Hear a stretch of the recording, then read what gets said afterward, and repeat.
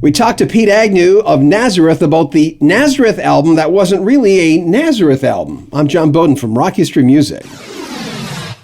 I just talked to Robert Lawson, who, of course, wrote a book on the Nazareth tunes. I think he probably interviewed you for that book, didn't he not? Yeah, I've talked to Robert a few times. Well, I asked him because of the book. I said, okay, Robert, I'm talking to Pete next week. I said, give me a juicy question. He says, well, you might want to ask him about an album that was it sounded like a Dan solo album where the band's not really playing on it. And I wasn't familiar. What album is he talking about?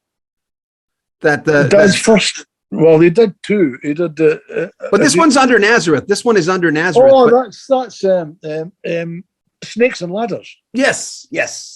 Snakes and Ladders. I mean, what happened there? I don't really consider that like a Nazareth album almost, because we're hardly.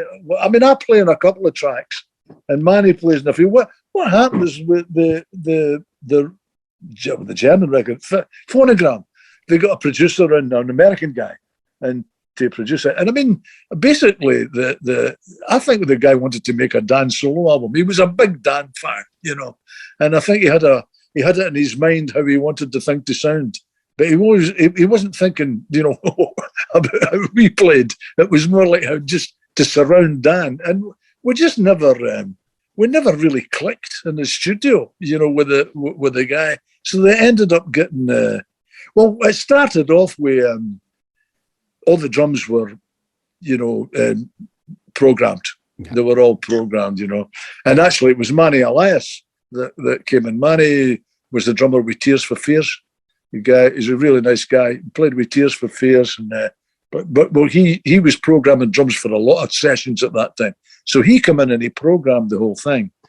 And then when we started, we were doing things. We were laying down things, track, instrument by instrument. And I played in a couple of the tracks. I actually played in the one that was the big hit from it was "We Are Animals," which became a monster in Russia.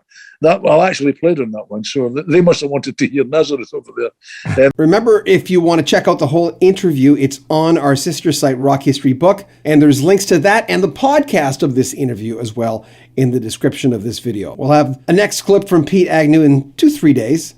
Make sure you comment on our videos, subscribe to our channel, and share our videos. Also, like our videos. It makes them perform a lot better. If you want to donate to the channel, you can. There's a PayPal link right in the description. But you can also buy a t-shirt. That helps us too.